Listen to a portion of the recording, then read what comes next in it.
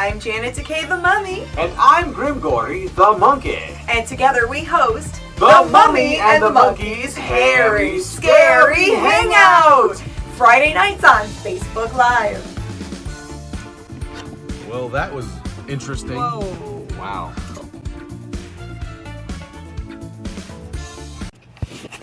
Alright, so I have some solds. I sold 5 things on eBay since yesterday. Today is Tuesday, January 5th, 2021. Ooh, 2021. I like saying that. Alright, Little Peter Cottontail. This book sold for $5. It's from the 1950s. It's got cute little bunnies and frogs and little animals. And it's in good condition. These books people do collect, but they don't sell for a whole heck of a lot. I have a handful of old books listed, and they very rarely sell. So moving forward, I'm not going to be buying many books. I think I had this up for almost 2 years. So $5 plus shipping, and it's getting out of here. Okay, this little guy is made by Beswick, England, and he's a corgi. Corgis are those cute little fluffy dogs with the short legs, like this guy. And he has a chip in his ear. So he did sell for $25 plus shipping, and I guess whoever bought him won't mind the chip. I did disclose that in the listing. And yeah, there's the marking there. Will it show up? Beswick, England. It's marked on one of his paws. Alright, and then I have 3 other things over here. This is really cute. This sold for $20 plus shipping. It seems like Christmas and Halloween sell year-round. There's a lot of people that love collecting holiday stuff. This is from the 1970s. Mary Mouse wind chime, made in Hong Kong. It's a little plastic mouse wind chime. And yeah, these are, I mean, this is something you would see at like Woolworths or D&K or those discount stores back in the day. And yeah, $20. I had them listed for a couple years. This was from an estate sale in Parma, Ohio, where, I mean, it was just, the house was packed full of like this cheap retro old stuff. And I remember buying box loads of it. And I've sold a lot, but I have a few stragglers. And Little Mousy sold. Woohoo! It's getting out of here. Alright. Polo Ralph Lauren. This is a men's, kind of like a hotel luxury bathrobe. It's one size fits most, and the retro lettering and packaging tell me this would probably be from the late 70s. I had it up for $100, and I sent out 10% off offers, and someone countered $75. I paid $10 for this at a sale this summer. Someone's house sale. So it sold for $75 plus shipping. Oh yeah, it says 1978 on here. Okay, 100% cotton. Cool. So someone's going to enjoy their fancy retro bathrobe. And then this sold. I picked this up at a Goodwill almost a month ago. Masterpiece Gallery, Susie Q, Cindy something Ralph. She's the artist. So this is an artist porcelain doll. And most thrift store porcelain dolls aren't worth anything.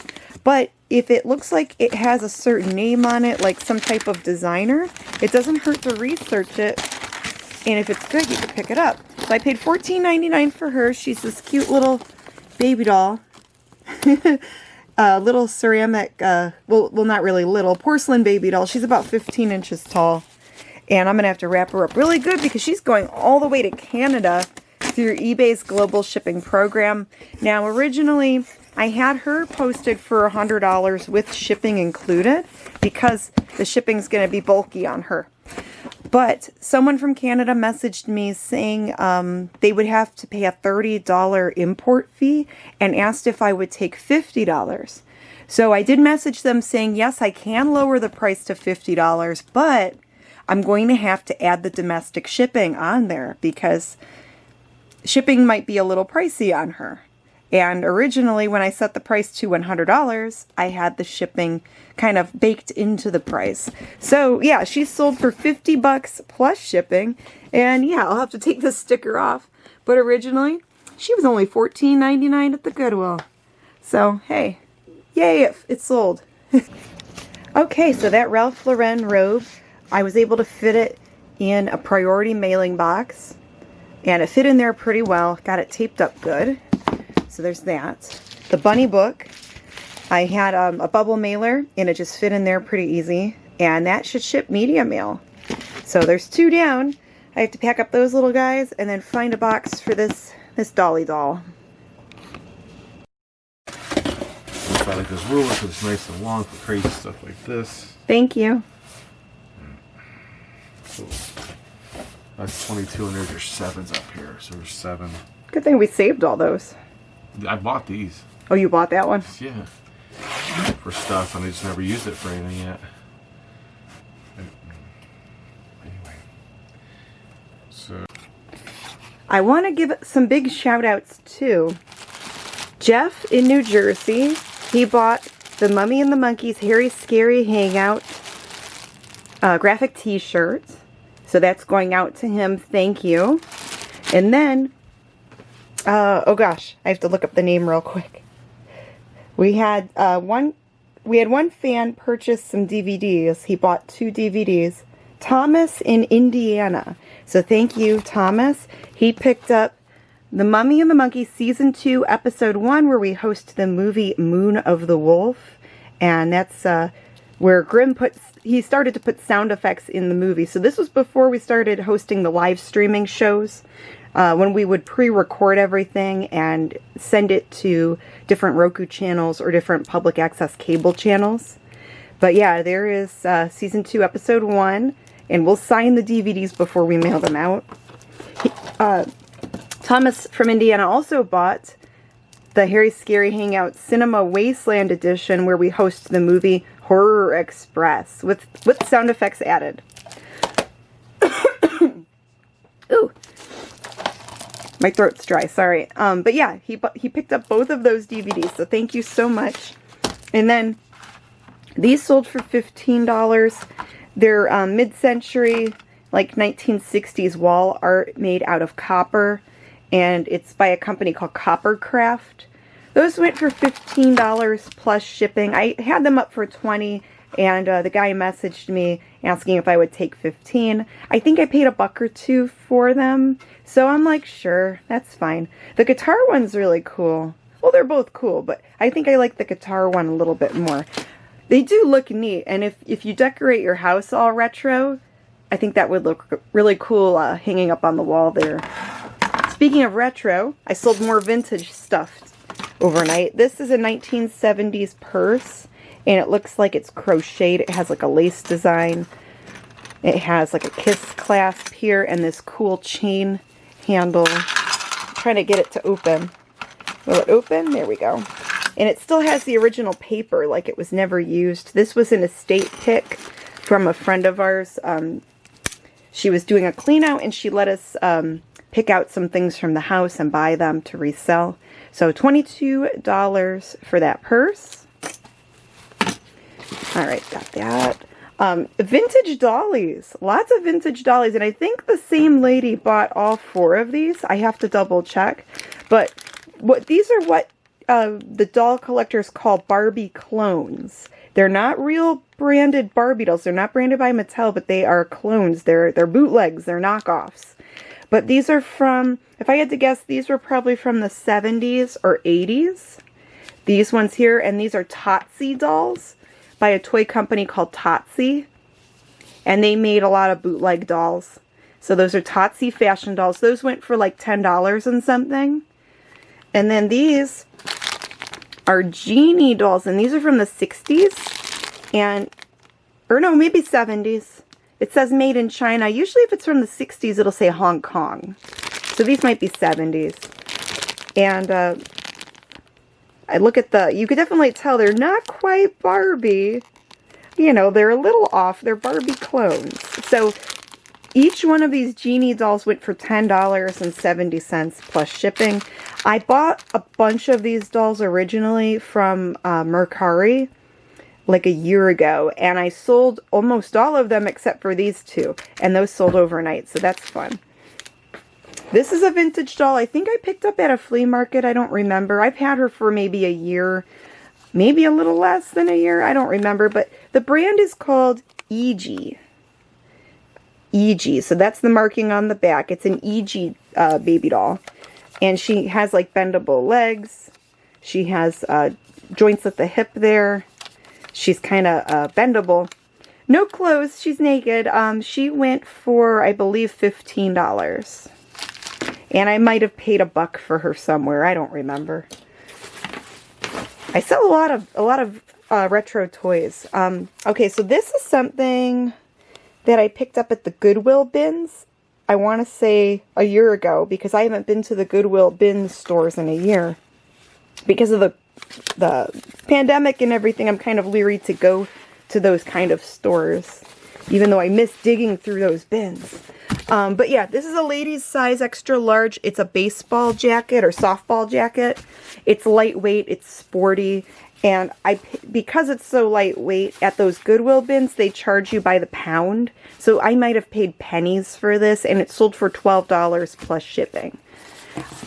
So that's cool. The Goodwill bins, they mostly have clothes, and you can find some nice clothes there. Sometimes you can find toys and housewares and other things too. But yeah, I do miss going through those bins. And the city of Cleveland used to have a Goodwill bin store, but it was only open for 1 month in 2019, from July to August. And they closed in August, and they never stated why they closed. There were rumors that the store had rats, that it had bed bugs, that they couldn't keep employees there. They had issues with employees. So I have no idea, but that store was absolutely magical. I used to find the nicest, like, designer clothes there. I really do miss the Cleveland bin store, and it was closer to home. The closest one in Ohio to me right now is probably Canton and Akron, and that's a little bit of a drive. Alright, this cat sold. It's a ceramic cat. It's actually pretty big, like a 6-7 inch tall cat. And it's kind of like not quite a tabby. It has a stripy tail. But the brand of this cat, or the maker of this ceramic cat figure is, will it show up on there? Will it focus? Let's see. I don't think it's showing up, but the brand is Hüschenrüder, and it's signed M.H. Fritz, and it's made in Germany. And this is going to a buyer through the global shipping program. It's going all the way to Russia. So this sold for $81 plus shipping. Alright, so I have the cat wrapped up in layers of bubble wrap and newspaper, wrapping paper, and then even more layers of bubble wrap. And then what I'll probably do is get some cardboard pieces to put in between, so then the cardboard is doubled up too. And this is in a medium flat rate box, which is around $14-15. I think they paid 16 something in shipping, in domestic shipping, so that should cover this just fine, and I don't even have to worry about weighing it. And these medium flat rate boxes you could get free from your post office or from USPS.com, but you have to use the flat rate shipping rate. You can't use a flat rate box and use like first class or a cheaper shipping rate. You have to use the $14-15, whatever the heck they charge for that. Boop, doop, and action. It's rolling? Yep. Alright, so the porcelain doll you saw in that other video, James was nice and helped me pack it up. So it's going through FedEx rather than the USPS, because USPS, not only is it really slow right now, it's also more expensive. This would have been like 20-something bucks to ship. Under FedEx home delivery, this was close to $12. So huge difference. And this is actually going to Canada through eBay's global shipping program. And I love the global shipping program because it gets sent to Erlanger, Kentucky, and they process it there. And they handle the claims forms and all of that stuff. So I don't have to worry about it. And with global shipping, it's also insured. So if the customer from Canada or Europe overseas, if they have an issue, if something's damaged, eBay will cover it for them. I don't have to worry about refunding them or anything. So it's a win-win for everybody. and action. When you're ready. So we are working on daily videos. Our goal for 2021, and we said this in another video, was We said this in 2018. to upload a video every day to our YouTube channel. And our YouTube channel has separate playlists. So we have one playlist that is the Mummy and the Monkey for our horror film host characters. And then we have one playlist that is Monster Hustle for our resale vlogs and like behind the scenes stuff. So yeah, hit subscribe, hit like, and if there's some video out there that you want to see, if you have like a video request, we did have one request saying that we should do movie reviews. So if you guys think we should do reviews on certain things like movies, TV shows, products, you know, drop it in the comments below. We would love to hear from you. Thanks. Mwah.